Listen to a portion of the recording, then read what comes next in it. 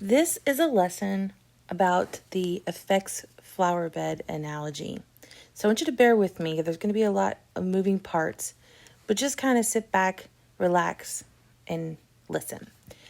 All right, so we have these flowers here, and they're in a flower bed or a garden somewhere, and you have to think about what makes flowers grow. So the two things that make flower grow are sunshine. But if you have too much sunshine, you're overdoing it. It will scorch the flowers. So if the rays come down, so it needs to be counterbalanced with rain.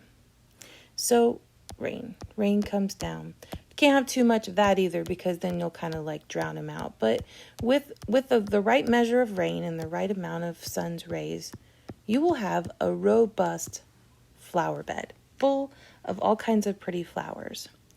Now, this is an analogy. An analogy is something that compares something concrete to something abstract. So the abstract concept that I want to explain to you is the whole notion of when you read a piece, anything, song lyrics, poetry, short story, book, anything, even a nonfiction article in a newspaper or magazine, or let's face it, online somewhere, because you're not reading a newspaper nowadays. Anything that you read has the development, anything that's trying to persuade you or entertain you especially, has the development of tone, theme, and purpose.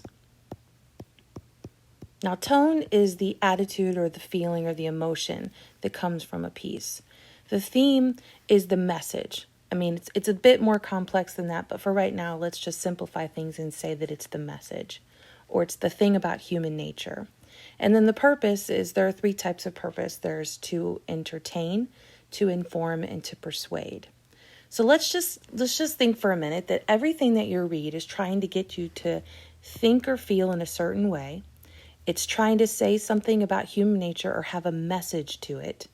And it's trying to do that through development of a certain emotion or feeling. So you have to ask yourself, what are the ways that an author develops the emotion, the message, and the purpose? That is through what we call literary techniques. Sometimes they're called rhetorical techniques, but you know what they are. They're things like repetition. So imagine, metaphorically speaking, that this raindrop here is repetition. And then let's say you've got a metaphor. You guys know what metaphors are. Or one of these sun's rays over here is imagery. So that imagery sun ray comes down on this flower and makes it build and grow and get stronger. So you can tell the purpose of a piece by the imagery that the author used. Now bear with me. Repetition as well, metaphor. Sometimes there's exaggeration in a piece. And exaggeration can help a humorous tone develop. So let me first just explain as well how the flowers are in this flower bed, and they're part of this intricate root system. So just like in real life, if it rains, it's not raining in your front yard but not your backyard.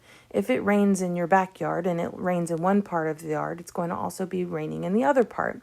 So when the rain falls down, it's not just hitting the tone flower or the theme or the purpose flower.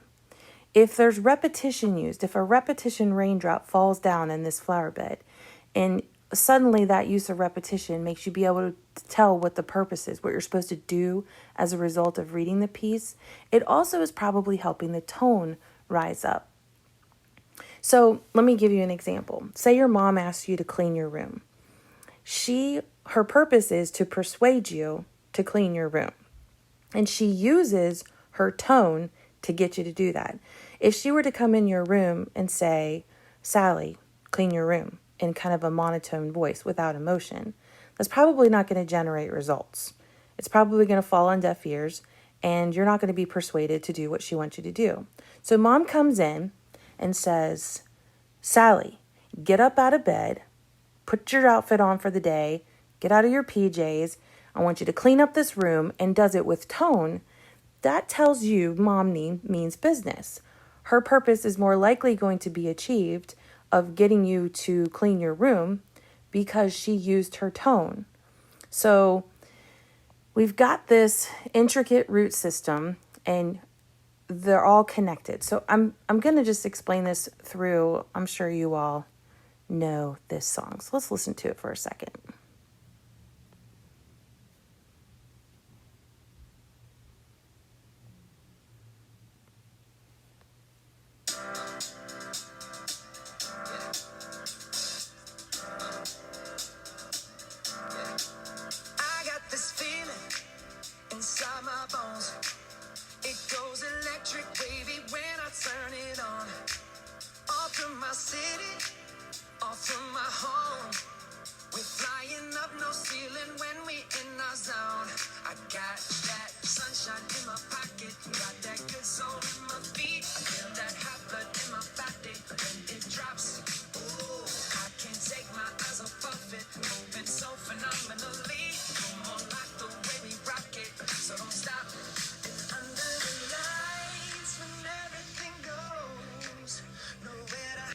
Okay, you get it. It's a happy song. You can't watch this video without maybe having a smile on your face or starting to tap your toes. In fact, if you take a look at it, all these things that people are saying is things like, gosh, let's all play this when Corona's over. There's just this need to be happy and just dance like nobody's watching, and like I don't even care, and we're in a funk right now because of Corona, and I just watching this video just makes me happy. Let's see, they're just repeating the lyrics, and then this song is one of a select few that's helped me get through the pandemic. During these times, this song, this man is a national treasure. Like, this is better than medicine. This speaks to people because of the techniques used within it. This one I like too. I'll be back every year the next decade so I can see this again. 2020, like I'm gonna watch this video. I'm gonna be reminded how horrible the year 2020 was, but I watched this and it made me happy. Okay, so let's go back to the Effects Flower Bed. Take a look at the lyrics.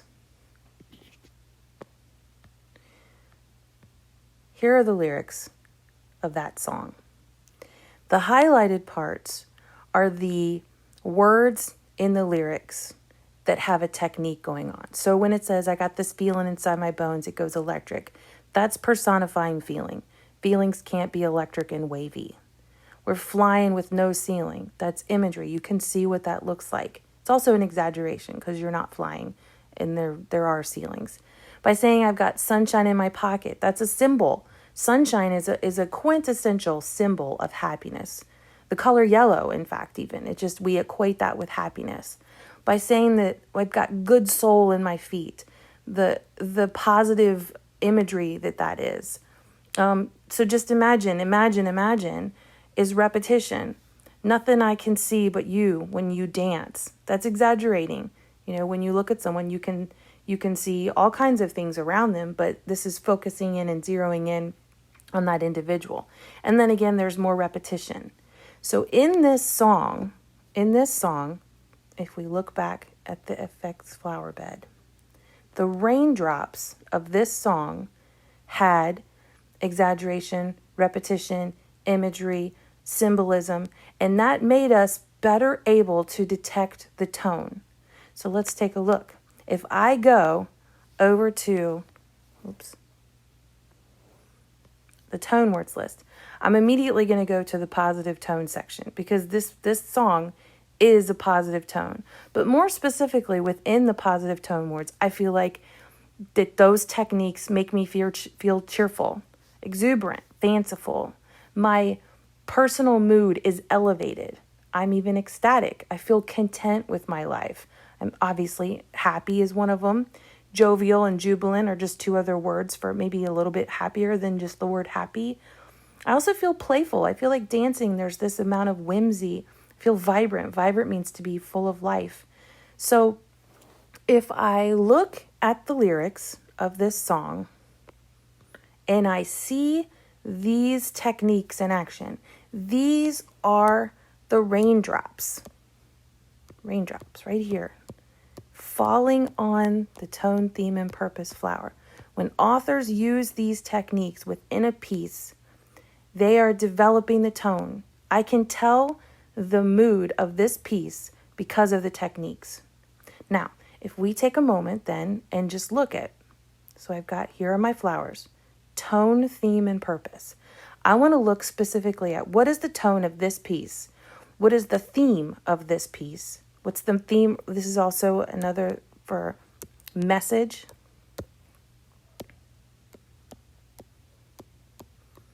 Or statement really about human nature. What's something that's true about human nature? And then there are 3 types of purposes: to entertain, persuade, and inform. Now I'm going to say that this song is entertaining me, but it's also persuading me. So look at what I came up with. When I took this, when I looked at these lyrics, and I'm thinking about the effects flower bed here, I'm thinking, what are the sun's rays and what are the raindrops that are making me be able to tell the tone, theme, and purpose of this song? There they are right there, and here's what I came up with. What's the tone? Fanciful, jubilant, content, playful, happy, and joyful. What is the thing that is true about human nature? What is it that all people want that is evidenced in this piece? And what I get is dance and movement are linked to happiness. They just quite simply are. When you're in a good mood, you tap your toes. Dancing brings about happiness, either if you're doing it yourself or you're watching somebody. And a universal truth is everyone wants to be happy. I know no people who don't want to be happy, ultimately.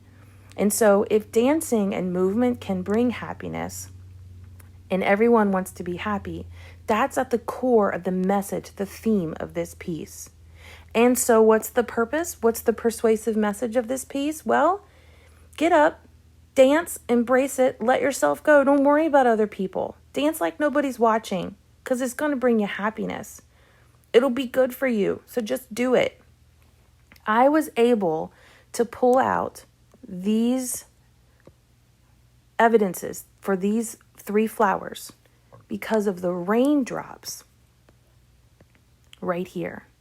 I just looked at the words and then I thought, okay, well, what is when a feeling goes electric wavy? What technique is that? It's making something that's non-living living. So it's personification. That's the raindrop that makes me be able to feel the tone of happiness or jubilance. So I hope this makes sense. We are going to look at the tone, theme, and purpose of pretty much just about everything that we read in here. I did want to say also that when theme is probably the hardest for students to pick out. You usually can tell what a piece is trying to get you to think or do. You can tell if something's trying to persuade you or just inform you or entertain you. And even tone with a list like this can be easy. But theme is where students really struggle. So what you do with that is you figure, what is the universal message? And when I looked at these comments and how so many people, let's listen to it while we're talking, how so many people just had comment after comment